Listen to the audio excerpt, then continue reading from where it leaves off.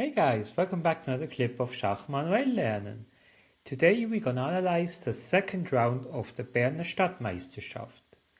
So after the terrible first round, I was again under pressure to winning the second round. I had the white pieces and I played against the Sicilian opening, which turned into a dragon opening. It's fasted dragon. And here, actually, I was not 100% sure about the theory. So I thought I can play knight b3. The best move would be bishop c4. I had a bit respect because of this sequence. But apparently it's not working because I can play bishop b5. And then we have here this pin. So let's say if black just captures, we have that, and that's already a winning position. So I overthought it, or I misevaluated it, and that's why I played knight b3, small castle, f3, and now the move that is the best move, and that surprised me because I didn't expect it, was d5. The thing is, it works because of knight b4 with the double attack, if we would capture everything. So, yeah, I decided to play bishop e2, which is not a really ambitious move, bit more safe move. And after capture, queen trade, we are now in a slight worse position already because of the isolated pawn on e4. So bishop g4, bishop f3. I would like that black captures, I can capture, and then the center pawn is protected again. He played knight e5, king e2. We can keep the king in the middle now because it's already an endgame position because the queens are off the board. Bishop e6, he didn't want to trade, knight d5, and after capturing I got a bit more space, which was good. Knight to d4, attacks the bishop and defends the pawn. Bishop d7, b3, with the idea of c4, c5, c6. Then he captured, so he has now the bishop pair. And after e6, I said, okay, you have the bishop pair. I will play c4, and then at least I have a passed pawn by myself. And after capture, he played rook ac8, bringing the rook to an open file. I tried to exchange it and to activate the other rook. Now here it's important that this knight is a bit dominating this bishop because this bishop can't go to any square. That's why he can't attack the pawn on d5 that easily. So bishop e5, h3, king f8. Now also black activates his king. Now I traded with the idea of bishop f4 to get rid of the bishop pair, and yeah, objectively it's still really equal position.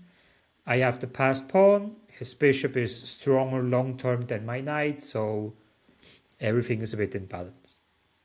King e7, rook d2, king d6, so he wants to attack or grab the pawn.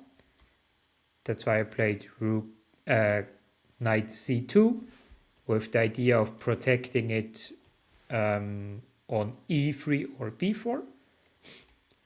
Now he made a mistake, bishop f5. It's a mistake because I anyway planned to play knight e3 And now I can do it with a tempo. So I attack his bishop. He can't allow that I capture it because then his pawn structure would be damaged. So that's why he needs to play the bishop again. And now I just upgraded my knight there, and black is in the same position. So here I have an advantage and I try to use it. Here the correct move would have been rook e2, king f6 I calculated, knight d6 as well, but then this follow-up here I didn't calculate because it didn't cross my mind that I can just with the king go to d6 and support my pawn till the end. So I played king e5, provoked f6 and went with king to d4. And after b5 I gave a check, and now, knight to b2. So you can play rook c1, but it's not problematic because the knight defends d1, so I can push in the right moment d6. And here something bad happened, like I lost my concentration a bit during the game because I calculated this entire line with the idea, what I just explained it to you, that he's not able, that the rook can move to d1 because I can just capture it. But then I forgot my own calculation and I played knight d3. Knight d3 is a terrible move because he can play rook d1, and when I go out of the pin with king c3, he can play bishop f5. And now the advantage is gone because the rook is behind the pawn, so he will always stop it.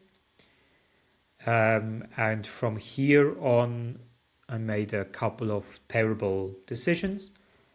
I played rook d2, which is apparently just winning for black if, he plays king e7, and the bishop is stronger than the knight long term, or he can also win a pawn. Not now, but after bishop b1. He decided to capture, and here I mark it you in different colors. You can pause the video if you want to try to find it by yourself. You can also play it against a friend or a computer, and this endgame is not easy. Objectively, it's a draw, but you don't know that on the board. So I calculated these 3 lines, and king c3 is okay, a5 to stop my king to go to b4. But now I played a terrible move, which is the losing move, actually. I played b4, and after a4, this happened. And now the point is why it's lost. When we count the amount of pawn moves that we can make, would be like 1, 2, 3, 4. So, and he has like 1, 2, 3, 4, 5, which means he's leading by a tempo, and we will see how this is losing.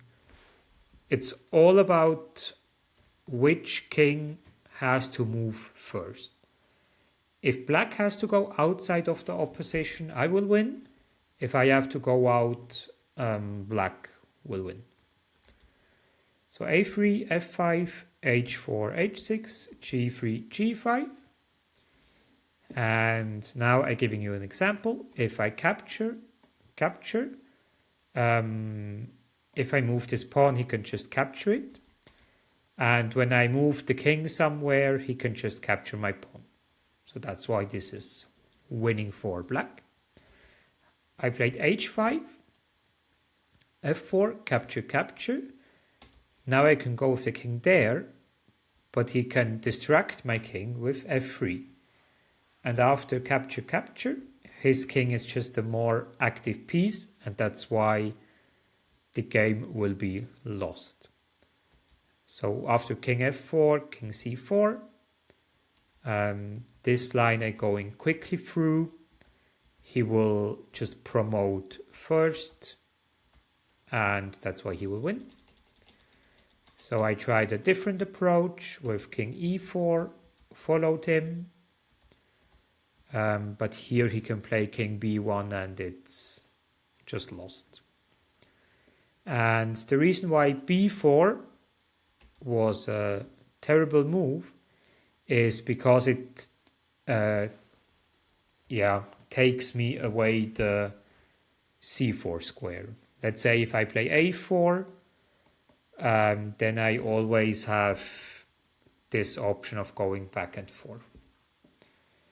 So yeah, after a terrible first round, I played a even worse second round. So I was really devastated because the game was never bad for me until the end. And yeah, this kind of losses really hurts. But I didn't have time to think about it too much because the third round was at the same day in the afternoon. So with these words, I wish you a wonderful weekend, stay healthy and see you soon, guys.